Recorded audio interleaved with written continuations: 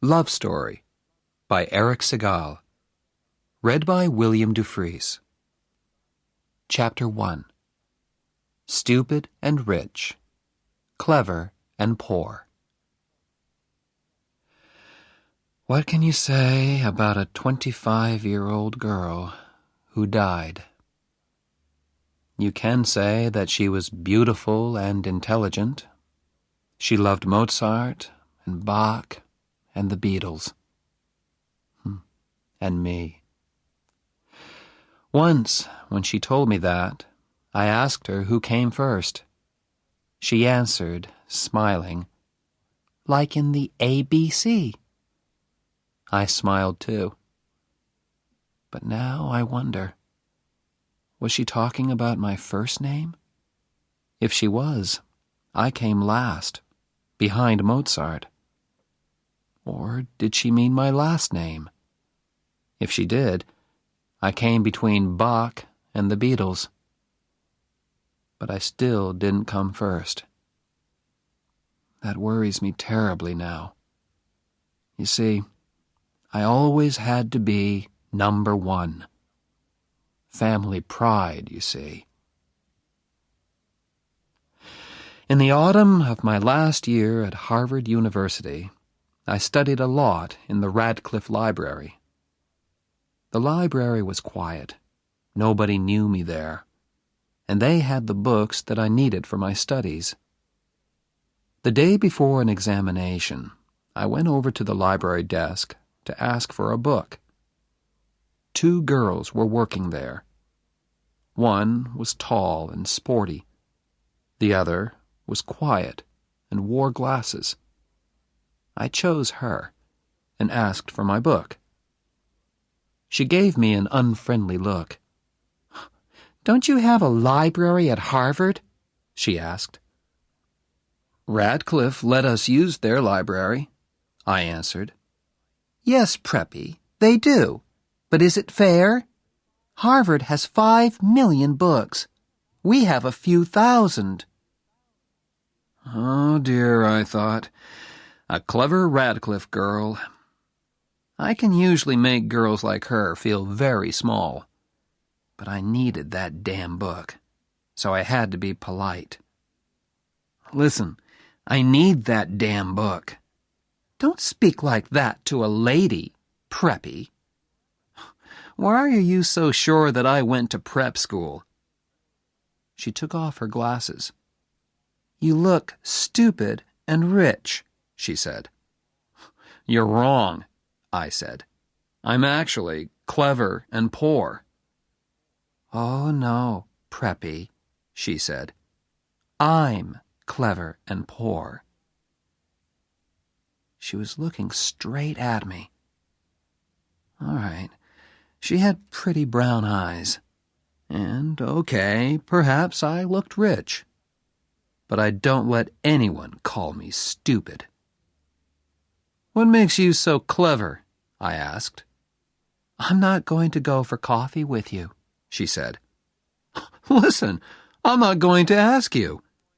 "That," she said, "is what makes you stupid."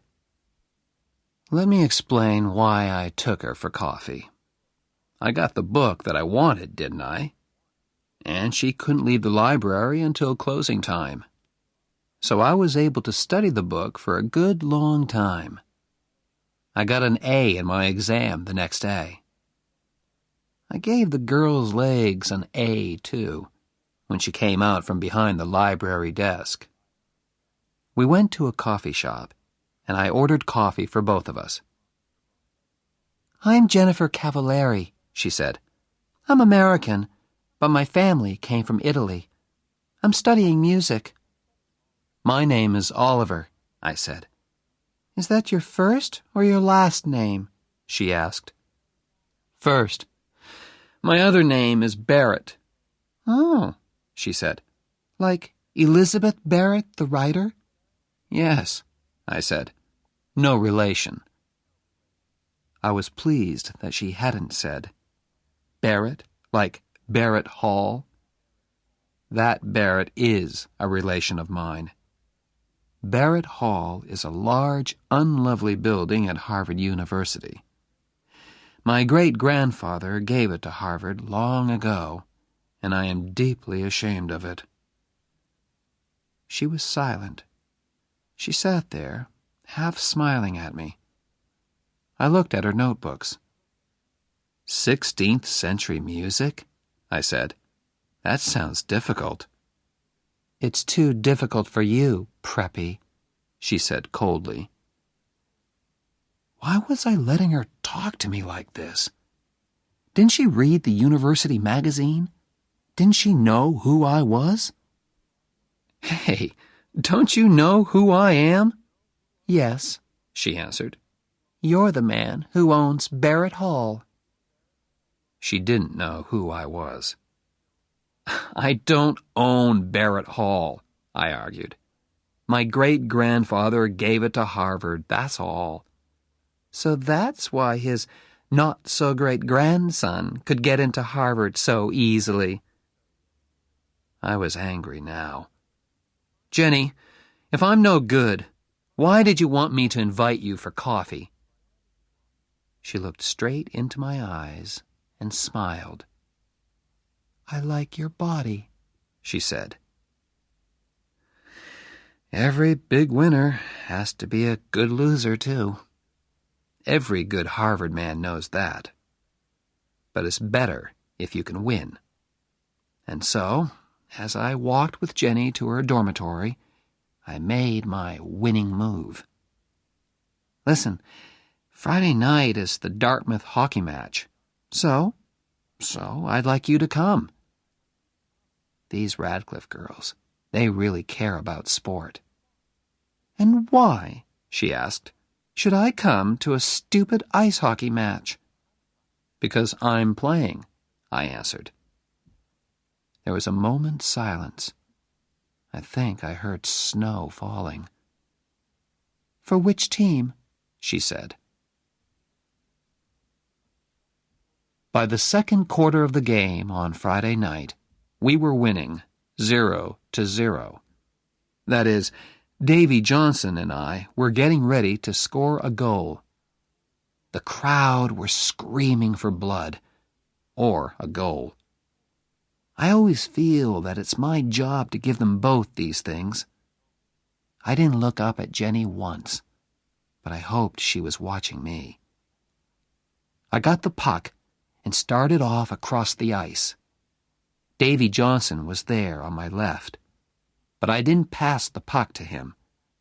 I wanted to score this goal myself. But before I could shoot, 2 big Dartmouth men were after me. In a moment, we were hitting the puck and each other as hard as we could. "You," said a voice suddenly. 2 minutes in the penalty box. I looked up.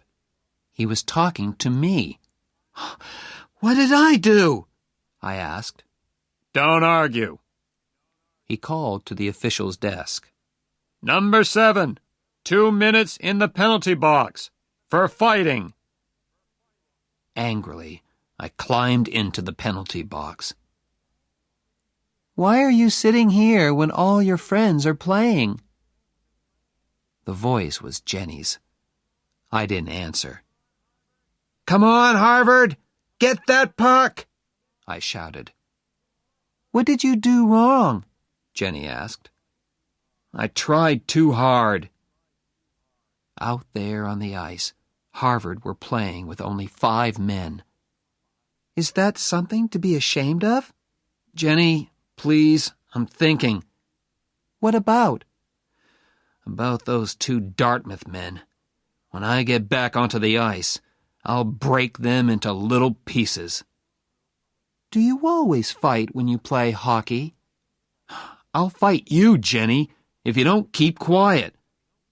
I'm leaving. Goodbye. I looked round, but she had gone. Just then, the bell rang. My 2-minute penalty had finished. I jumped onto the ice again. Good old Barrett! Shouted the crowd. Jenny will hear them shouting for me, I thought. But where was she? Had she left? As I went for the puck, I looked up into the crowd. Jenny was standing there. I took the puck and went towards the goal line. 2 Dartmouth players were coming straight at me. "Go, Oliver, go! Knock their heads off!"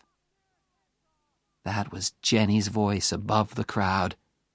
It was crazily, beautifully violent. I pushed past one Dartmouth man. I knocked hard into the other. Then I passed the puck to Davy Johnson, and he banged it into the Dartmouth goal. The crowd went wild. In a moment, we were all shouting and kissing and banging each other on the back. The crowd were screaming with excitement. After that, we murdered Dartmouth. 7-0. After the match, I lay in the hot bath and thought with pride about the game. I'd scored 1 goal and helped to score another. Now the water felt wonderful on my tired body. Suddenly, I remembered Jenny. Was she still waiting outside? I hope so. I jumped out of that bath and dressed as fast as I could. Outside, the cold winter air hit me. I looked round for Jenny. Had she walked back to her dormitory alone? Suddenly, I saw her. "Hey, Preppy, it's cold out here." I was really pleased to see her, and gave her a quick kiss. "Did I say you could kiss me?" she said. "Sorry, I was just excited."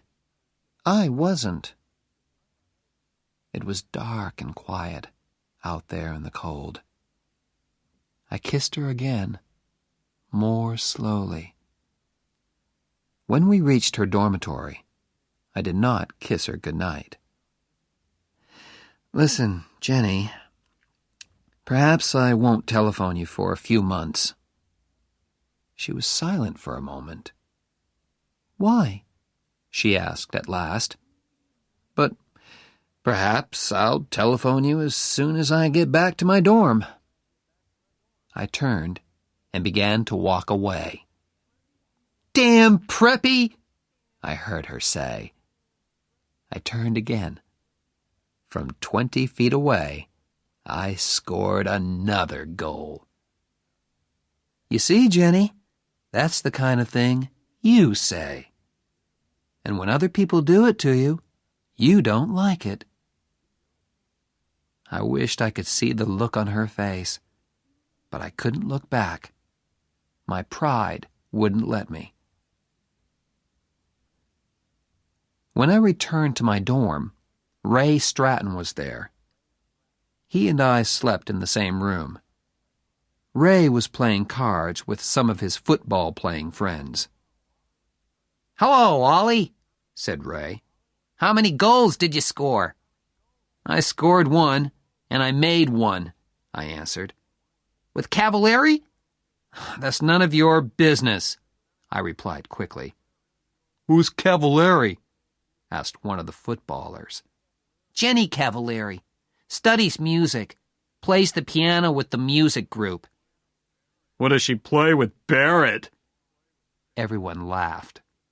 "Get lost," I said, as I entered my room. There I took off my shoes, lay back on my bed, and telephoned Jenny's dormitory. "Hey, Jen," I said softly. "Yes?" "I think I'm in love with you." She was silent for a few moments. Then she answered, very softly, "Oliver, you're crazy." I wasn't unhappy or surprised. Chapter 2.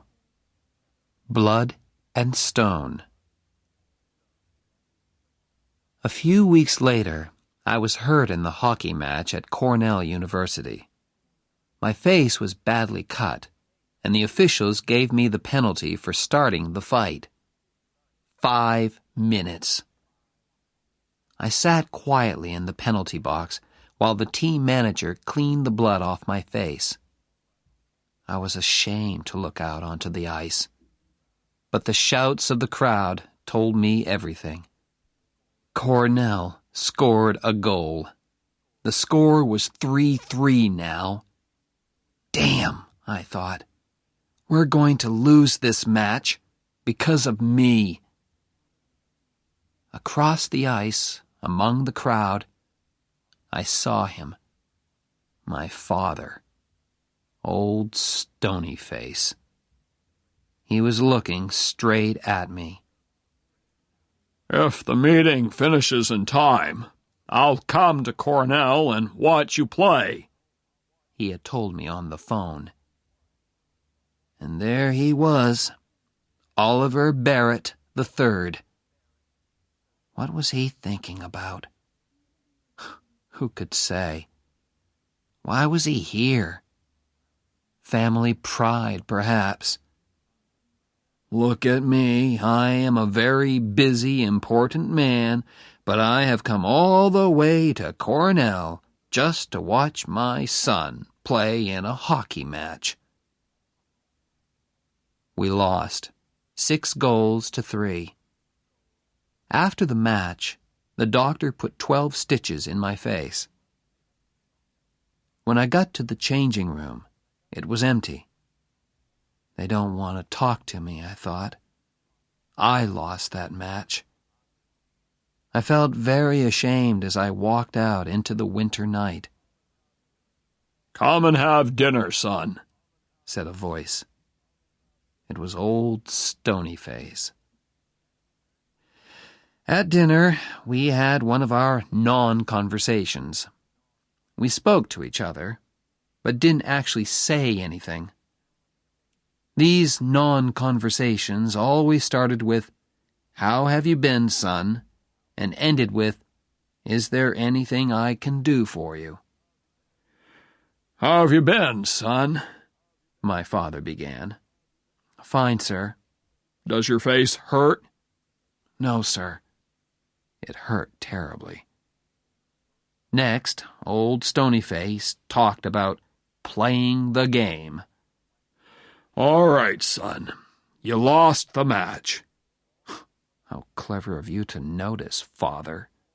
"But, after all, in sport, the important thing is the playing, not the winning." Wonderful, I thought. Father was chosen for the Olympic Games, and now he says winning is not important. I just looked down at my plate and said, "Yes, sir," at the right times. Our non-conversation continued. After playing the game, he discussed my plans. "Tell me, Oliver, has the law school accepted you yet?" "Not yet, sir." "Would you like me to telephone them?" "No," I said at once. "I want to get a letter like other people, sir. Please?" "Yes, of course. Fine. After all, they're sure to accept you." Why? I thought. Because I'm clever and successful? Or because I'm the son of Oliver Barrett III? The meal was as uninteresting as the conversation. At last, my father spoke again. "There's always the Peace Corps," he said suddenly. "I think the Peace Corps is a fine thing, don't you?" "Oh, yes, sir," I said politely. I knew nothing about the Peace Corps. "What do your friends at Harvard think about the Peace Corps?" he asked. "Do they feel that the Peace Corps is important in our world today?"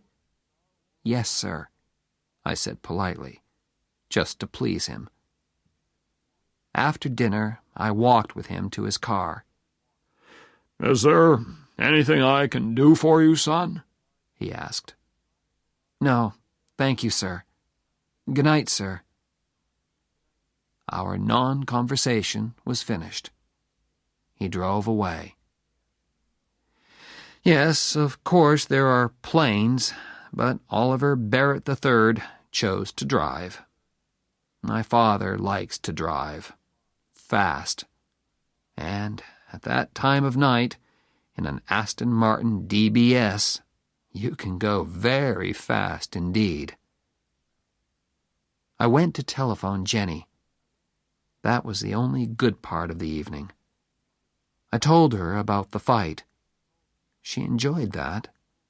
Her musical friends never got into fights. I hope you hit the man who hit you, she said. Oh, yes. Good. I'm sorry I couldn't be there to watch you. Perhaps you'll hit somebody in the Yale match. I smiled. Jenny really made me feel better. Back at Harvard the next day, I called at her dorm. Jenny was talking to someone on the telephone in the hall. Yes, of course. Oh, yes, Phil. I love you too. Love and kisses. Goodbye. Who was she talking to? I had only been away 48 hours, and she had found a new boyfriend. Jenny did not seem ashamed. She kissed me lightly on the unhurt side of my face. Hey, you look terrible. 12 stitches, Jen. Does the other man look worse than you? Much worse. I always make the other man look worse. We walked to my MG sports car. Who's Phil? I asked, as carelessly as I could. My father. I could not believe that. You call your father Phil? That's his name. What do you call your father? Sir. He must be really proud of you. You're a big hockey star, and you're always successful in your exams. You don't know anything, Jenny. He was good at exams and sport, too. He was in the Olympic Games. My God! Did he win? No. Actually, old Stony Face was 6th, which makes me feel a little better. Jenny was silent for a moment. Why do you hate him so much? She asked at last. I'm Oliver Barrett IV, I answered. All Barretts have to be successful, and that means I have to be good at everything all the time. I hate it. Oh, I'm sure you do, laughed Jenny. You hate doing well in your exams. You hate being a hockey star. But he expects it, I said. If I'm successful, he isn't excited or surprised. He was a big success, and he expects me to be the same. I told her about our meal and our non-conversation after the Cornell match. But she didn't understand at all. You say your father is a busy man, she said. But he found time to go all the way to Cornell to watch you play. How can you say these terrible things about him when he drove all that way just to watch your hockey match? He loves you, Oliver. Can't you understand? Forget it, Jenny, I said. She was silent for a moment. I'm pleased you have problems with your father, she said at last. That means you aren't perfect. Oh, you mean you are perfect? Of course not, Preppy. That's why I go out with you. Jenny loved to have the last word. Chapter 3. We Belong Together. I had not yet made love to Jenny. In the 3 weeks we had been together, we had held hands. Sometimes we had kissed, but that was all. Usually I moved much faster. Ask the other girls that I'd been out with. But Jenny was special. I felt different about her, and I didn't know what to say to her. "You're going to fail your exams, Oliver." We were studying in my room one Sunday afternoon. "Oliver, you'll fail your exams if you don't do some work." "I am working." "No, you aren't. You're looking at my legs." "Only once every chapter." "That book has very short chapters." "Listen, you aren't as good-looking as all that." "I know, but you think I am, don't you?" "Damn it, Jenny. How can I study when all the time I want to make love to you?" She closed her book softly and put it down. She put her arms around me. "Oliver, will you please make love to me?" It all happened at once. It was all so unhurried, soft and gentle. And I was gentle too. Was this the real Oliver Barrett IV? "Hey, Oliver, did I ever tell you that I love you?" said Jenny finally. "No, Jen." I kissed her neck. "I love you very much, Oliver." I love Ray Stratton, too. He's not very clever or a wonderful footballer, but he was a good friend to me. Where did he go to study when I was in our room with Jenny? Where did he sleep on those Saturdays when Jenny and I spent the night together? In the old days, I always told him all about my girlfriends, but I never told him about Jenny and me. "My God, Barrett, are you two sleeping together or not?" asked Ray. "Raymond, please don't ask." "You spend every minute of your free time with her. It isn't natural." "Ray, when two adults are in love—" "Love? At your age? Oh, my God, I worry about you. I really do." "Don't worry, Raymond, old friend. We'll have that flat in New York one day. Different girls every night." "Don't you tell me not to worry, Barrett. That girl's got you, and I don't like it." That evening, I went to hear Jenny play the piano with the music group. "You were wonderful," I said afterwards. "That shows what you know about music, Preppy." We walked along the river together. I played okay, not wonderful, not Olympic Games, just okay. Okay? Okay. But you should always continue your music. "Of course I will. I'm going to study with Nadia Boulanger, aren't I?" "Who?" "Nadia Boulanger. She's a famous music teacher in Paris. I'm very lucky. I won a scholarship, too." "Jennifer, you're going to Paris?" "I've never seen Europe. I'm really excited about it." I took her by the arms and pulled her towards me. "Hey, how long have you known this?"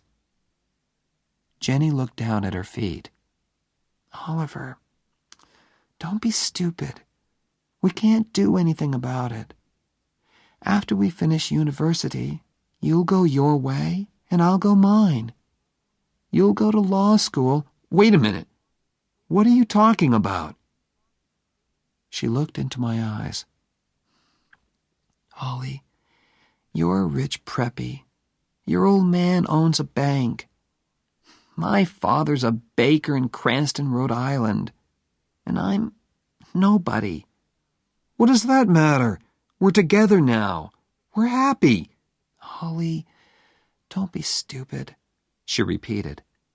"Harvard is full of all kinds of different people. You studied together, You have fun together. But afterwards, you have to go back to where you belong. We belong together. Don't leave me, Jenny. Please.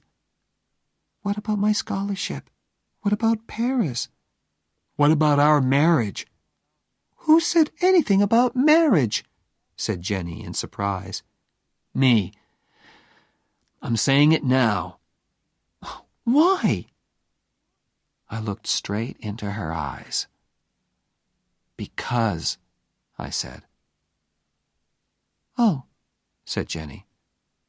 That's a very good reason. She took my arm, and we walked along the river. There was nothing more to say, really. The next Sunday, we drove to visit my parents in Ipswich, Massachusetts. Jenny said it was the right thing to do. And, of course, there was also the fact that Oliver III paid for my studies at Harvard. Oh, my God, Jenny said when we drove up to the house.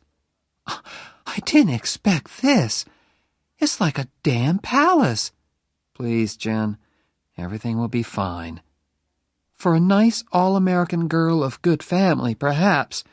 Not for Jennifer Cavallari, baker's daughter from Cranston, Rhode Island. Florence opened the door. She has worked for the Barrett family for many years. She told us that my parents were waiting in the library.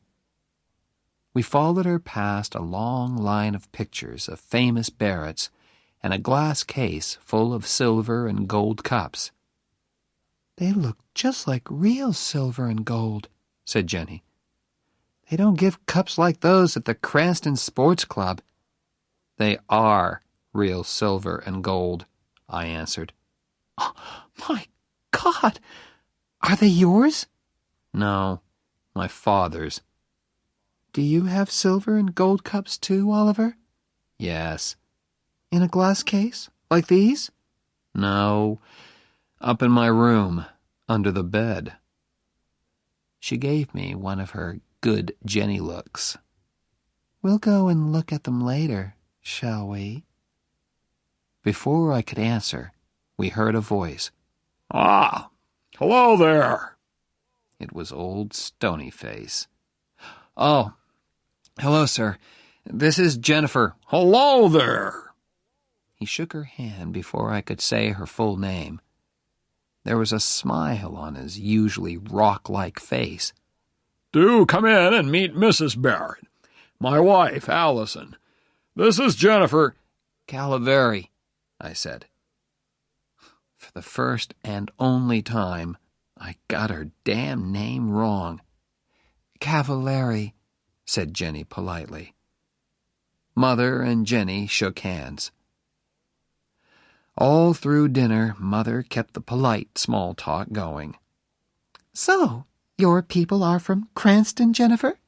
Said my mother. Mostly. My mother came from Fall River. Oh, the Barretts have factories at Fall River, said Oliver III. Where they cheated their workers for centuries, said Oliver IV. In the 19th century, said Oliver III. What about the plans to put automatic machines in the factories? Said Oliver IV. What about coffee? My mother said quickly. We moved back into the library. We sat there with nothing to say to each other. So I started a new non-conversation. Tell me, Jennifer, I said, what do you think about the Peace Corps? She looked at me in surprise. Oh, have you told them, O.B.? asked my mother. It isn't the time for that, my dear, said Oliver Barrett III, with an ask me look on his face. What's this, Father? I asked, just to please him. Oh, nothing important, son. I don't know how you can say that, said my mother. She turned to me. Your father is going to be head of the Peace Corps. Oh, I said. Oh, said Jenny in a different, happier kind of voice. Well done, Mr. Barrett. She gave me a hard look. Yes. Well done, sir, I said at last.